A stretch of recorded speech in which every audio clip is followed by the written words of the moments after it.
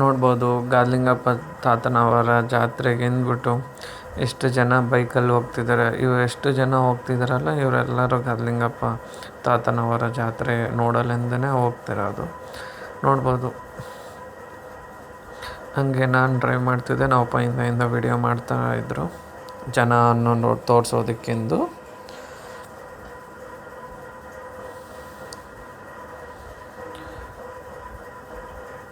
ಹಂಗೆ ಮುಂದೆ ಬಂದ್ವಿ. ಇಲ್ಲಿ ಮಜ್ಜಿಗೆ ಊಟ ಎಲ್ಲ ನೀಡ್ತಾ ಇದ್ರು. ಯಾರು ಗಾದ್ಲಿಂಗಪ್ಪ ತಾತನವರ ಜಾತ್ರೆ ಹೋಗ್ತಾರೋ ಅವ್ರಿಗೊಂದಲ್ಲ ಎಲ್ಲರಿಗೂ ನೀಡ್ತಾನೆ ಇದ್ರು. ನಾವು ಹಂಗೆ ಗಾಡಿ ನಿಂದಿಸ್ಬಿಟ್ಟು ಸ್ವಲ್ಪ ಮಜ್ಜಿಗೆ ತಗೊಂಡು ಕುಡಿದ್ಬಿಟ್ಟು ಮತ್ತೆ ಮುಂದೆ ಗಾದ್ಲಿಂಗಪ್ಪ ತಾತನವರ ಜಾತ್ರೆ ನೋಡಲೆಂದು ಪ್ರಯಾಣ ಸ್ಟಾರ್ಟ್ ಮಾಡಿದ್ವಿ. ಮತ್ತೆ ಈಗ ಬಂದ್ಬಿಟ್ವಿ ಗಾದ್ಲಿಂಗಪ್ಪ ತಾತನವರ ಜಾತ್ರೆಗೆ. ಎಲ್ಲ ದಾಣಿ ಅಂಗಡಿಗಳು, ದಾಣಿ, ಮೈಸೂರು ಪಾಕ್, ಜಿಲೇಬಿ. ನಾನು ವಿಡಿಯೋ ತೆಗೆದಿದ್ರೆ ಅವ್ರ ಮುಖ ಮುಚ್ಕೊತಿದ್ದಾರೆ. ಇಲ್ಲಿ ನೋಡ್ಬೋದು, ಇದು ದೇವಸ್ಥಾನದ ಎದುರಿಗೆ ಅಂಗಳದಲ್ಲಿ ಈ ಅಂಗಡಿಗಳನ್ನು ಎಲ್ಲ ಹಾಕಿದ್ರು. ಸೊ ಮದುವೆ ಅಲ್ಲಿಂದ ಬಂದುಬಿಟ್ಟು ಅಲ್ಲಿ ಗಾಡಿ ಪಾರ್ಕ್ ಮಾಡೋಕ್ಕೆ ಪೊಲೀಸರು ಮುಂದೆ ದೇವಸ್ಥಾನ ಮುಂದೆ ಬರೋಕ್ಕೆ ಅಲೋ ಮಾಡ್ತಿದ್ದಿಲ್ಲ. ಯಾಕಂದರೆ ತುಂಬ ಜನ ಭಕ್ತಾದಿಗಳು ಬರ್ತಿದ್ದಾರೆ, ಸುಮ್ಮನೆ ಟ್ರಾಫಿಕ್ ಆಗುತ್ತಿದೆ ಎಂದು. ಅದಕ್ಕೆ ಅಲ್ಲೇ ನಮಗೆ ಗಾಡಿ ನಿಲ್ಲಿಸಲು ಸಜೆಸ್ಟ್ ಮಾಡಿದರು.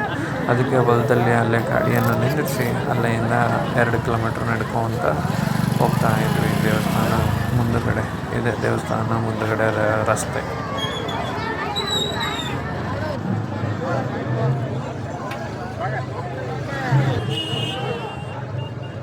ಜಾತ್ರೆ ಅಂದರೆ ಇವು ಅಂಗಡಿಗಳು ಕಂಪಲ್ಸರಿ ಇರಲೇಬೇಕು. ಸೊ ಇವಾಗ ಆಯಿತು, ಗುಡಿ ಹತ್ರ ಬಂದ್ವಿ. ಗಾದ್ಲಿಂಗಪ್ಪನವರ ಜೋಡಿ ರಥೋತ್ಸವ ಹೊರಗಡೆ ಇದೆ.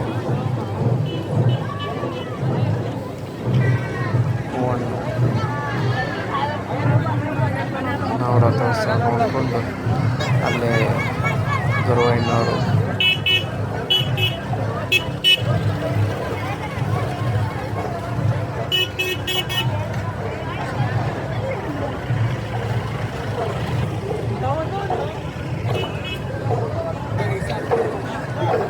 ಅದನ್ನು ಆಡ್ತಿರೋದು ನೋಡಿಕೊಂಡು ಹಂಗೆ ಮುಂದೆ ಹೋದ್ವಿ.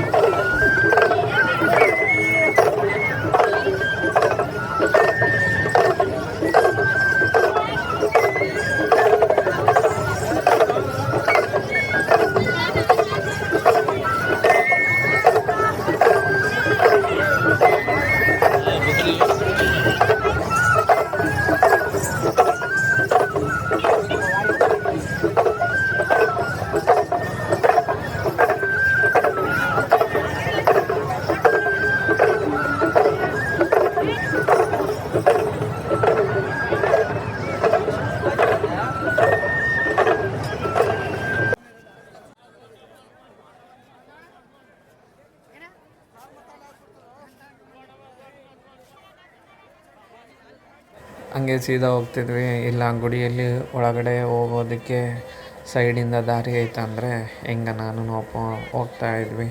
ಹೋಗಿ ಇಲ್ಲಿ ಪೈಪ್ ಎಲ್ಲ ಕಟ್ಟಿದ್ದಾರಲ್ವ, ಸೊ ಈ ದಾರಿಯಿಂದ ಒಳಗಡೆ ದೇವಸ್ಥಾನದ ಒಳಗಡೆ ಈ ಮುಖಾಂತರ ಹೋಗಬೇಕು.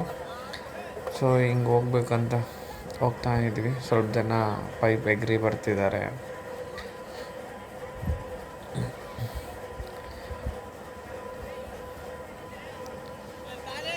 ಸೊ ತುಂಬ ಜನ ಇದ್ದರು ಗುಡಿ ಒಳಗಡೆ ಹೋಗೋದಕ್ಕೆ ಜಾತ್ರೆಯ ಸಮಯದಲ್ಲಿ. ಆದರೂ ನಾನು ಸ್ವಲ್ಪ ಹಂಗೆ ವಿಡಿಯೋ ಮಾಡ್ಕೊತ ಇದ್ದೆ. ರಶ್ ನೋಡಿ, ತುಂಬ ರಶ್ ಇದೆ. ಇದು ಸಂಜೆ ಸುಮಾರು 4:30-5 ಗಂಟೆ ಸಮಯದಲ್ಲಿ. ಹಂಗೆ ಜೂಮ್ ಮಾಡಿ ತಾತನವರ ಫೋಟೋ ತೆಗೆದಿದ್ದೀನಿ. ಅಲ್ಲಿ ಎದುರಿಗೆ ಕಾಣ್ತಿದ್ದಲ್ಲ, ಅದೇ ತಾತನವರ ಫೋಟೋ.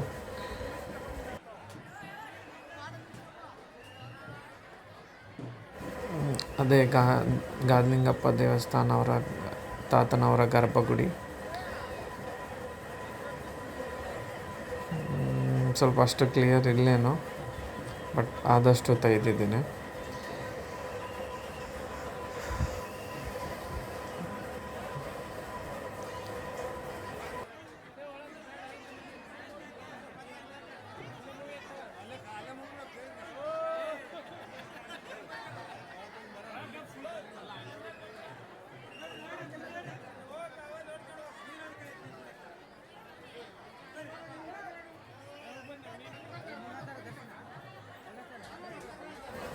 ಇನ್ನೇನು ಗುಡಿ ದೇವಸ್ಥಾನ ಒಳಗೆ ಹೋಗ್ತಾಯಿದ್ವಿ. ತುಂಬ ಜನ ತೂರಾಟ, ಹಂಗೆ ದೊಬ್ಬಾಡ್ತಿದ್ರು. ಹಂಗೆ ಹೋದ್ವಿ. ಹಿಂಗೆ ಒಳಗಡೆ ಬಂದಿದ್ದ ತಕ್ಷಣವೇ ಇಲ್ಲಿ ಮುಂದೆ ನೋಡ್ಬೋದು. ಈಗ ಎಲ್ಲರೂ ಹಿಂಗೆ ಲೈನಲ್ಲಿ ಸುತ್ತಾಕ್ಕೊಂಡು ಗುಡಿಯಿಂದ ಬರಬೇಕು ದೇವಸ್ಥಾನ ಮುಂದುಗಡೆ ತಾತನ ದರ್ಶನಕ್ಕೆ. ಬಟ್ ಎಲ್ಲರೂ ಏನು ಮಾಡ್ತಿದ್ದಾರೆ ಅಂದರೆ ಆ ಪೈಪ್ ಹತ್ತಿ ಹೋಗ್ತಿದ್ದಾರೆ.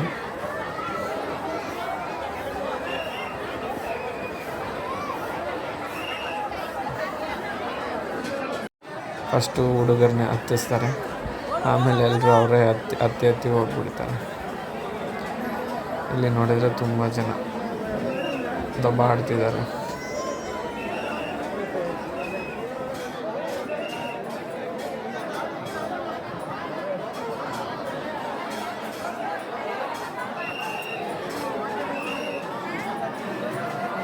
ಅದೇ ಎದುರಿಗೆ ಕಾಣಿಸ್ತಿದ್ದಾನಲ್ಲ ಅವರೇ ಗಾದ್ಲಿಂಗಪ್ಪ ತಾತನವರ ಗರ್ಭಗುಡಿಯ ಮೂರ್ತಿ. ಅದು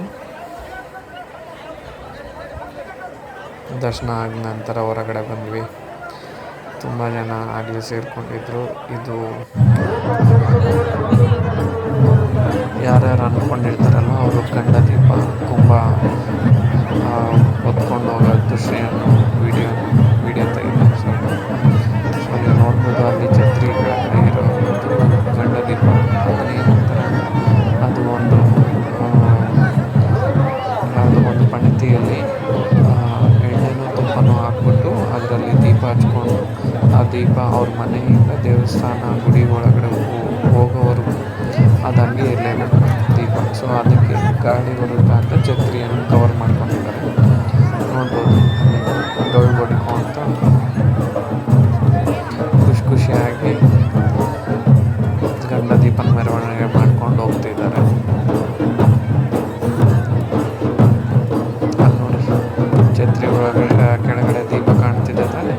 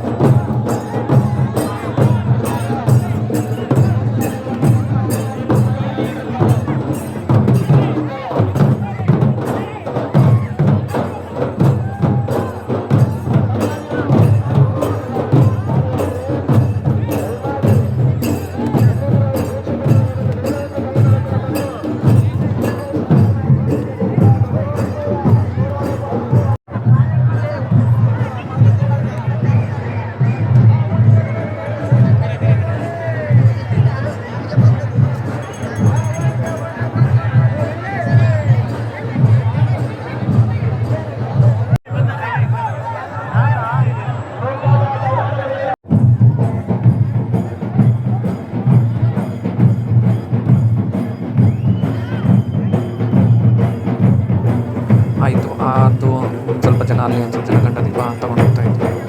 ಹಂಗೆ ಮುಂದೆ ಬಂದರೆ ಇಲ್ಲಿ ಇನ್ನೊಂದು ಸ್ವಲ್ಪ ಜನ ಮತ್ತು ಅದೇ ಥರನೇ ಕುಂಬ ತೊಗೊಂಡು ಹೋಗಿ ದೀಪನ ತೊಗೊಂಡು ಹೋಗ್ತಾ ಇದ್ವಿ. ನೋಡ್ಬೋದು ಎಷ್ಟು ಸಾಲಾಗಿ ನಿಂತು ಡೊಳ್ಳು ಹೊಡಿತಿದ್ದಾರೆ. ಇದೆಲ್ಲ ನೋಡೋದಕ್ಕೆ ಅದ್ಭುತ ಖುಷಿ ಆಗುತ್ತೆ. ಜಾತ್ರೆ ಸಮಯದಲ್ಲಿ ಇದೆಲ್ಲ ಹಳ್ಳಿ ಊರವರೆಲ್ಲ ಸೇರಿಬಿಟ್ಟು ತುಂಬ ಖುಷಿಯಿಂದ ಆಚರಣೆ ಮಾಡ್ತಾರೆ.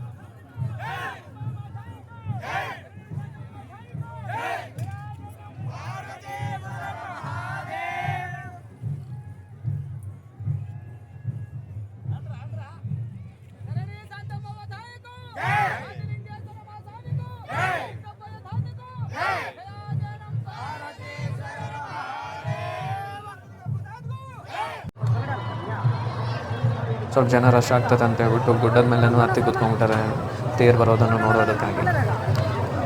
ಸೊ ಇನ್ನೂ ಸಮಯ ತುಂಬ ಇದೆ. ಈಗ ಇನ್ನು 5:30 ಆಗಿತ್ತು. ಸೊ ತೇರು ಎಳೆಯೋಷ್ಟೇ ಎಲ್ಲ 6:30 6:45 7 ಗಂಟೆ ಆಗುತ್ತದೆ. ಆದರೂ ಬಿಸಿಲಲ್ಲಿ ಹಂಗೆ ಕೂತ್ಕೊಂಡಿದ್ದಾರೆ. ಆಯಿತು, ಸಮಯ ಆಗೋದು ಬಂತು. ಇಲ್ಲಿನ ವಿಶೇಷ ಏನೆಂದರೆ, ಪ್ರತಿ ವರ್ಷ ತೇರು ಎಳೆಯೋ ಮುಂಚೆ ಕುರಿ ತನ್ನ ಅಟ್ಟೆಗೆ ಬಂದುಬಿಟ್ಟು ಒಂದು ಕುರಿ ಮರಿ ಹಾಕ್ತದಂತೆ. ಆ ಮರಿ ಹಾಕಿದ್ದು ಕುರಿ ಹಾಲು ತಗೊಂಡು ದಿನ ಮಾಡ್ಕೊಂಡ್ಬಂದು ದೇವರಿಗೆ ನೈವೇದ್ಯ ನೀಡಿದ ನಂತರನೇ ತೇರು ಎಳಿತಾರಂತೆ. ಇದು ಈ ಊರಿನ ವಿಶೇಷತೆ, ಗಾಲಿಂಗಪ್ಪ ತಾತನವರ ವಿಶೇಷತೆ. ನೋಡ್ಬೋದು ಆಲ್ರೆಡಿ ಅಲ್ಲಿ ಮಾಡಬೇಕು. ಇನ್ನು ಕೆಲವೇ ನಿಮಿಷದಲ್ಲಿ ರಥೋತ್ಸವವನ್ನು ಎಳೆಯಲು ಪ್ರಾರಂಭ ಮಾಡ್ತಾರೆ. ಹಾಗೆ ನಾನೊಂದು ಫೋಟೋ ಅಪ್ಪನ ತೇರು ಬರೋದನ್ನು ನೋಡೋದಕ್ಕಾಗಿ ಕಾಯ್ತಾನೆ ನಿಂತಿದ್ವಿ. ಹಾಗೆ ಟೈಮ್ 6:30 ಆಗಿಬಿಟ್ಟಿತ್ತು. ಸಂಜೆ ಆಗಿತ್ತು. ರಥೋತ್ಸವ ಪ್ರಾರಂಭವಾಯಿತು.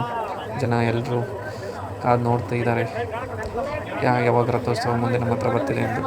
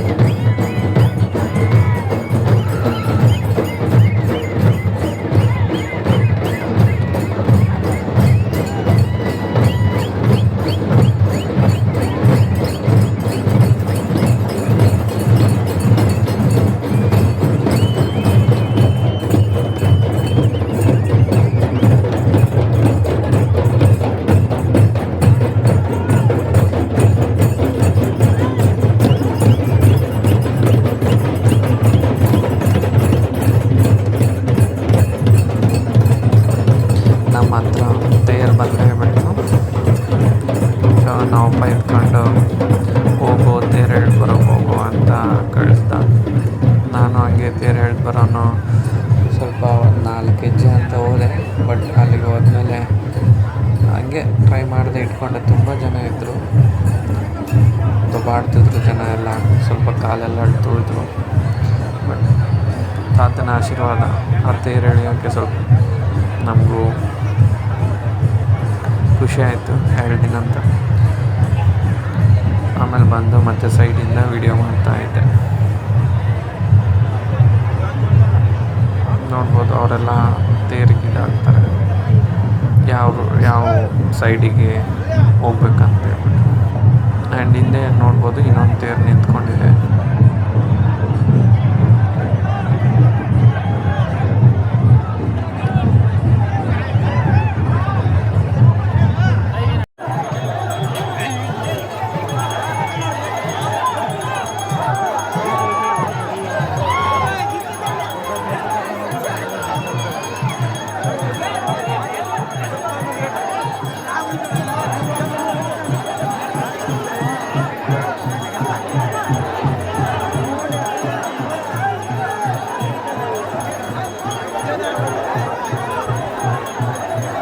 ಇದು ಹಿಂದೆ ಬರುವಾಗ ಅಲ್ಲಿಂದ ಪ್ರತಾಪನ ಹೊರಡ್ತಿದೆ.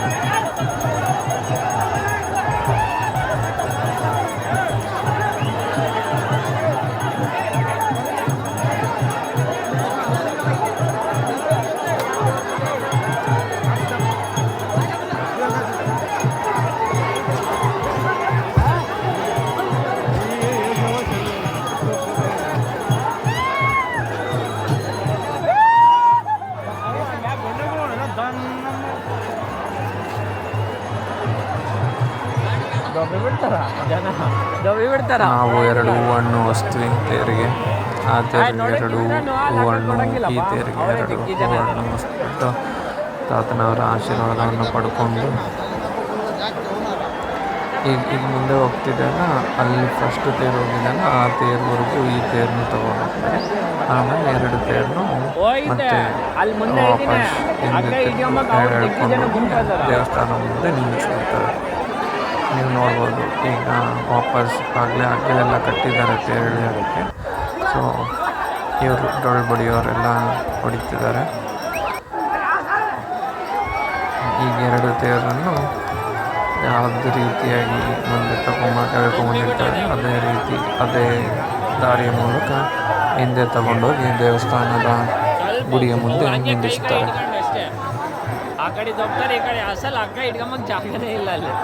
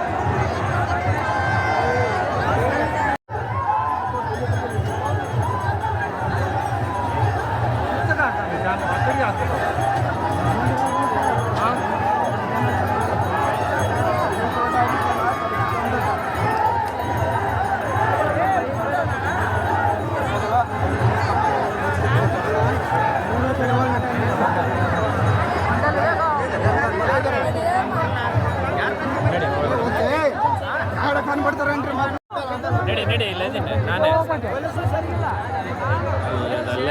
ಎಲ್ಲದಲ್ಲೇ ಹೋಗ್ತದೆ ಜನ. ನೀವು ನೋಡ್ಬೋದು 2 ತೇರು ಸಮವಾಗಿ ಹೇಳ್ಕೊಂಡು ವಾಪಸ್ ಗುಡಿ ಮುಂದೆ ತೆರಳುತ್ತಿದ್ದಾರೆ ಎಲ್ಲರೂ ಭಕ್ತಾದರು.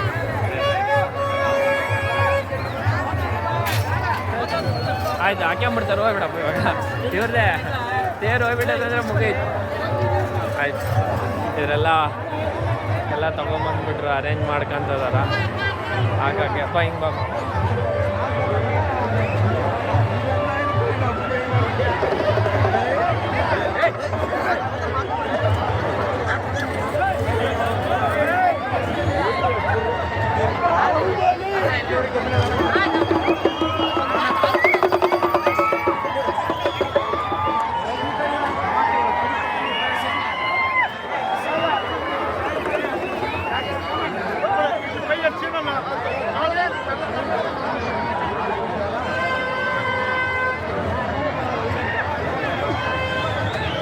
ಬಾಪ ಈ ಕಡೆ ಇಲ್ವಾ?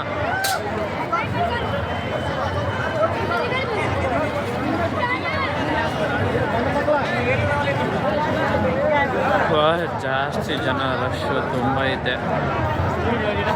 ಹಿಂಗೆ ಬಾಪ ಕಟ್ಟಿಯದು.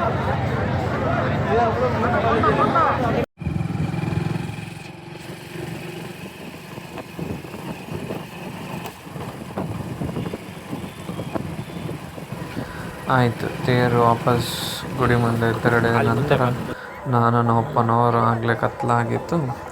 ಸೊ ಮನೆ ಕಡೆ ಹೋಗೋಣ ನಡಿ ಅಂತ ಹೇಳ್ಬಿಟ್ಟು ವಾಪಸ್ ಬರ್ತಾ ಇದ್ವಿ. ನೀವು ನೋಡ್ಬೋದು ಎಷ್ಟು ಜನ ಇದ್ದಾರೆ, ತುಂಬ ಜನ. ಈ ವರ್ಷ ಅಂತಲೇ ಪ್ರತಿ ವರ್ಷ ಗಾಳಿಲಿಂಗಪ್ಪ ತಾತನವರ ತೇರಿಗೆ ಹಿಂಗೆ ಜನ ಬಲಿಯುತ್ತಾರೆ ಆ್ಯಂಡ್ ತಾತನವರ ಆಶೀರ್ವಾದವನ್ನು ಪಡ್ಕೊತಾರೆ. ಹಂಗೆ ನಾನು ನಮ್ಮಪ್ಪ ಗಾಡಿ ಬಿಟ್ಟಿದ್ವಲ್ಲ ಹೊಲದಲ್ಲಿ 2 ಕಿಲೋಮೀಟರ್ಸ್ ಹಂಗೆ ನಡ್ಕೊಂಡು ಹೋಗ್ತಾ ಇದ್ವಿ.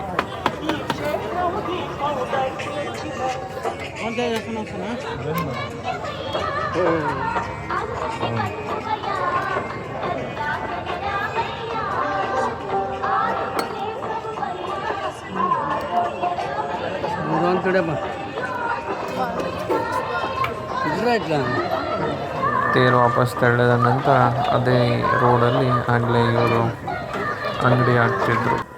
ಸುಮಾರು ಲೈಕ್ ಚಿಕ್ಕ ಮಕ್ಕಳು ಆಡೋ ಸಾಮಾನು ಅಂಗಡಿ, ಪ್ರತಿಯೊಂದು ಅಂಗಡಿಗಳು ಹಾಕೋದಕ್ಕೆ ಆಗಲೇ ಜಾಗವನ್ನು ಇಟ್ಕೊಂಡ್ಬಿಟ್ಟಿದ್ರು ತಾಡ್ಬಾಲ್ ಹಾಕಿ. ನಾವು ವಾಪಸ್ ಬರೋಕ್ಕೆ ದಾರಿ ಇದ್ದಿಲ್ಲ, ಹಂಗೆ ಲೈನ್ ಸಾಲಾಗಿ ಬರ್ತಾ ಇದ್ವಿ ಎಲ್ಲರೂ.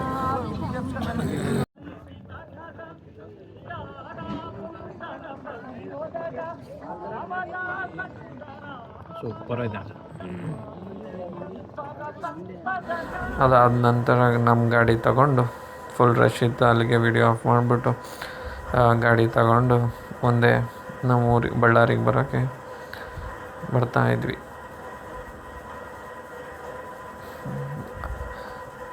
ಅಲ್ಲಿ ಗಾಲಿಂಗಪ್ಪ ಕ್ರಾಸ್ ಅಂತ ಬರುತ್ತೆ. ಸೊ ಆ ಕ್ರಾಸಲ್ಲಿ ಊಟ ನೀಡ್ತಿದ್ರು ಎಲ್ಲ ಭಕ್ತಾದರಿಗೆ. ನಾವು ಹಂಗೆ ಅಲ್ಲಿ ಹೋಗಿ ಊಟ ತಿಂದ್ಬಿಟ್ಟು ಮನೆ ಕಡೆ ಬಂದ್ವಿ. ಊಟ ಮಾತ್ರ ಸಖತ್ತಾಗಿತ್ತು. ಹುಗ್ಗಿ, ಬದನೇಕಾಯಿ, ಅನ್ನ, ಸಾಂಬಾರು, ಮಜ್ಜಿಗೆ ಬೆಳಗ್ಗೆಯಿಂದ ಸಾಯಂಕಾಲವರೆಗೂ ನೀಡ್ತಾನೇ ಇದ್ದರು. ನೀವು ನೋಡ್ಬೋದು, ಇಲ್ಲಿ ಹುಗ್ಗಿ, ಅಲ್ಲಿ ಅನ್ನ, ಸಾಂಬಾರು, ಮಜ್ಜಿಗೆ 3 ಕೊಡ್ತಾಯಿದ್ರು. ಪ್ರತಿ ವರ್ಷವೂ ಹಿಂಗೆ ನಡೀತಿದೆ ಅಂತೆ, ಬೆಳಗ್ಗೆಯಿಂದ ನೈಟ್ವರೆಗೂ ಎಲ್ಲ ಭಕ್ತಾದಿಗಳು.